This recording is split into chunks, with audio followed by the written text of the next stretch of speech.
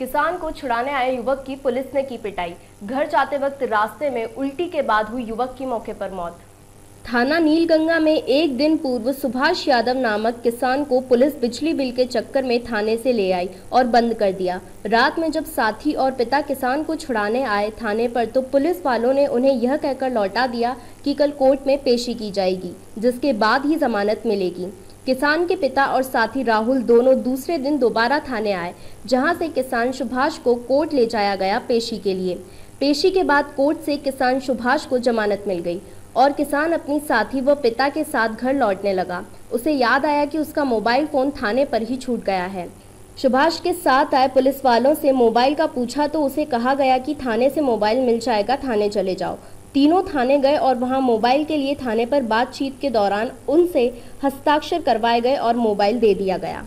लेकिन इस कहानी में मोड़ अचानक तब आया जब तीनों मोबाइल लेने थाने पहुंचे और किसान सुभाष के साथी राहुल ने वहीं देर रात में सुभाष के साथ लॉकअप में बंद युवक से बातचीत के दौरान उसे पानी की बोतल दे दी। पानी की बोतल देना युवक राहुल को इतना भारी पड़ गया कि मौत के घाट उतरना पड़ा।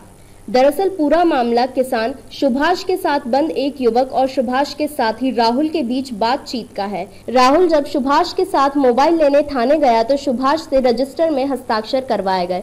उसी दौरान राहुल लॉकअप में बंद एक आरोपी से बातचीत करने लगा तो आरोपी ने पानी की बोतल मांग ली। पुलिस के मना करने के बावजूद राहुल ने आरोपी को पानी की बोतल दे दी और इसी शंका में पुलिस ने लॉकअप खोलकर आरोपी की तलाशी शुरू कर दी कि राहुल ने पानी के अलावा और कुछ तो नहीं दे दिया। पुलिस पर आरोप है कि राहुल को लॉकअप में बंद कर दिया गया और उससे एक कागज पर हस्ताक्षर करवाए गए व डराया गया कि भैरवगढ़ जेल भेजेंगे, जिससे राहुल घबरा गया व पुलिस ने राहुल से अभद्र भाषा व मारपीट भी की। हालांकि पुलिस ने कुछ देर बाद राहुल को छोड़ दिया। राहुल, किसान सुभाष और उसके पिता इस पूरी घटनाक्रम के बाद घर जा रहे थे तो रास्ते में उनके बीच चर्चा हुई, जिसमें राहुल ने कहा कि मैं डर गया था जब जेल भेजने की बात की और मेरे साथ मारपीट हुई तो राहुल ने बातचीत में पानी मांगा, जिसके तुरंत बाद राहुल को उल्टी हुई और उसकी मौके पर ही मौत हो गई।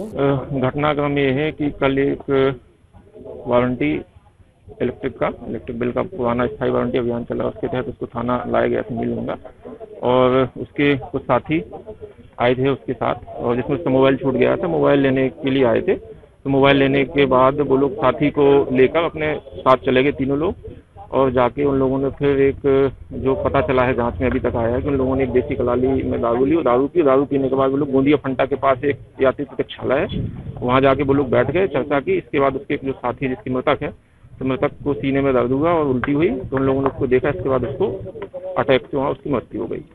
मृत्यु के पश्चात जब थाना चिंतामण को सूचना मिली तो चिंतामण थाना ने उसको सीएस हॉस्पिटल भेजा। उसके बाद परिजनों का आरोप लगा रहे हैं कि उसके साथ थाना नीलगंगा में मारपीट हुई या कुछ हुआ है। तो इसी संदर्भ में मैं भी रात में आया और उनके परिजनों को यहाँ लाके और उनके परिजनों को उसकी डेड बॉडी दिखाई। रात को उन लोगों ने उसकी पूरी डेड बॉडी बिना कपड़ों के देखी। वो भी संतुष्ट थे कि कहीं कोई चोट के निशान नहीं है।